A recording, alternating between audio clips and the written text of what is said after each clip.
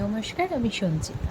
তো আজকে আমি যে ভিডিওটা শেয়ার করছি সেটা আজকে আমার রাতের ডিনার ছিল, হোয়াইট সসেস পাস্তা। তো আমি প্রথমে পাস্তাটাকে নিয়ে জলের মধ্যে বয়েল করে নিয়েছি। তো জলের মধ্যে পরিমাণ মতো নুন দিয়েছিলাম কিছুটা, আর কিছুটা তেল দিয়ে দিয়েছিলাম যাতে পাস্তাটা গায়ে গায়ে না লেগে যায়। দেখো আমার অলরেডি বয়েল করা হয়ে গেছে, আমি তুলে রেখেছি একটা ঝাঁকানি থালার মধ্যে। তারপর এদিকে কিছুটা পরিমাণ দুধ, চিজ আর বাটার নিয়ে নিয়েছি, আর রসুন কতগুলো কুচি করে নিয়েছি। এবারে কড়ার মধ্যে আমি কিছুটা পরিমাণ বাটার দিয়ে দিলাম, দিয়ে রসুনের কুচিগুলো দিয়ে দিয়েছি। দিয়ে বাটারটা যতক্ষণ না গলছে আমি একটু নাড়িয়ে নিলাম।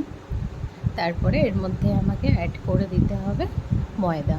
তো একটু খেয়াল রাখবে বাটার আর ময়দার পরিমাণটা যেন সেম সেম থাকে, না হলে বেশি একটু আঠা আঠা ভাবটা চলে আসবে, তো ভালো লাগবে না।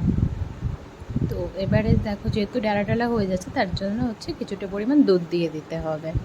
দুধটা দিয়ে আর কি এটাকে যতক্ষণ না পুরো মিহি হয়ে যাচ্ছে ডালাগুলো, ততক্ষণ খুন্তি দিয়ে কিন্তু ভালো করে নাড়িয়ে নিতে হবে। তো দেখো আমার অলরেডি হয়ে গেছে এটা। তার মধ্যে আর একটু দুধ দিয়ে দিয়েছি, দিয়ে তারপর আমি দিয়ে দিলাম পরিমাণ মতন চিজ।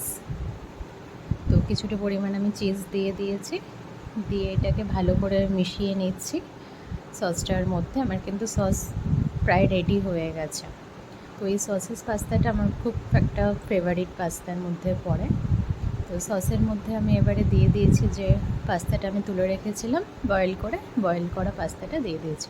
খুব একটা বেশি নাড়তে হবে না এটা কড়াই দিয়ে, কেননা অলরেডি তো বয়েল করা রয়েছে, তাহলে বেশি ঘাঁটা ঘাঁটা হয়ে যাবে জিনিসটা। তারপর ওপর থেকে আমি একটু গোলমরিচের গুঁড়ো দিয়ে দিয়েছি।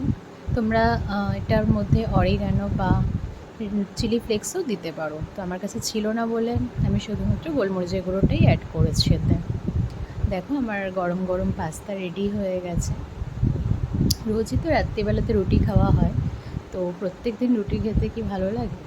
তাই জন্য আজকে একটু অন্যরকম বানালাম। আমি রাত্রিবেলাতে প্রায় সময়তেই চাউমিন, ম্যাগি বা পাস্তা এগুলো প্রায় সময়তেই খাই।